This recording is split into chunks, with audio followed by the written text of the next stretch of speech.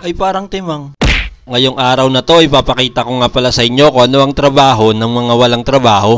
Siyempre, una na sa listahan ng pagbabantay ng anak. Alangan naman hindi mo bantayan yung anak mo. Wala ka nang trabaho, gusto mo pag-alagala ka pa. Ang swerte mo naman na people. Pero sa totoo lang, nakakamiss din talaga tumambay. Yung tipong uuwi ka na lang para kumain. Tapos pahingi na lang ng pera kapag may gustong bilhin. Painom-inom kahit walang may birthday. Padayo-dayo sa mga kompyuteran. Pero ngayon, malabo nang ulitin yun. Magawa mo man siya pero hindi na ganun kasulit. Maligo nga lang ako ng maaga at magsuot ng silver, tatanungin na agad ako ng mga anak ko kung saan ako pupunta. Minsan nga hindi lang mga anak ko nagtatanong, pati asawa ko tinatanong na rin ako. Pero sa bagay, ganun din naman tayo ng mga bata tayo kapag alis sa mga magulang natin. Yung kapitbahay nga namin dati, yung anak niya sa kanto na nakaabang kapag alam na aalis siya. Palo talaga siya matindi. Bali, ihatid ko nga pala yung anak ko sa school. 6 AM pa lang gising na kami. Kaya Monday to Friday, 6 AM pa lang gising na ako. Masarap din kasi sa pakiramdam na tayo ang naghahatid sundo sa anak natin. Minsan lang kasi sila magiging bata. Kaya kakaminsan ko nakatatlong kinder na ako. Next 5 years may kinder na naman ako. Okay lang yan. Ang mahalaga hindi tayo nagrereklamo kapag konti lang ang atay sa pansit. Gago! By the way, andito na nga pala kami sa school. Sana naman hindi late yung anak ko. Tinanghali na kasi ako ng tulog kagabi kasi nanood ako ng KMJS. Buti naman hindi na late at saka wala pa si teacher.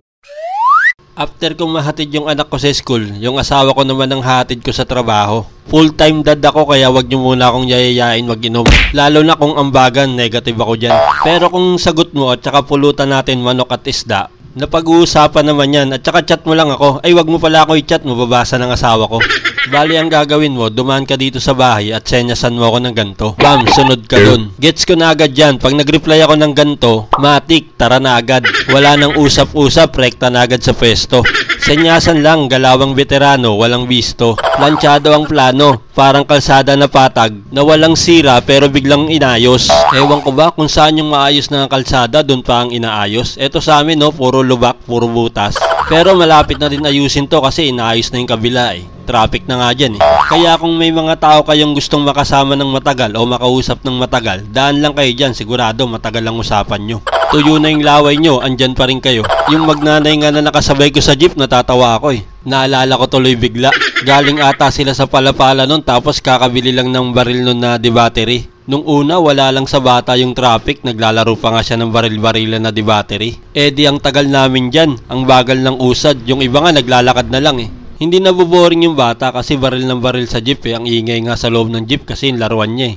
Hanggang sa napansin ko, pahina na ng pahina yung tunog ng baril niya. Di ko alam kung napapagod na yung bata magpipipindot. Hanggang sa nagreklamo na yung bata sa mama niya. Pagkuha ng mama niya sa baril niyo, putik, lobat na. Iyak eh, ganun ka-traffic. Sipin mo yon, ganun ka-traffic dyan nung nakaraan. Pero ngayon, hindi na masyado, mga isang yosi na lang siguro. O paano, hanggang dito na lang ulit mga timang. Salamat sa panonood. Salamat din sa nag-abang ng video ko. Pa-share naman please.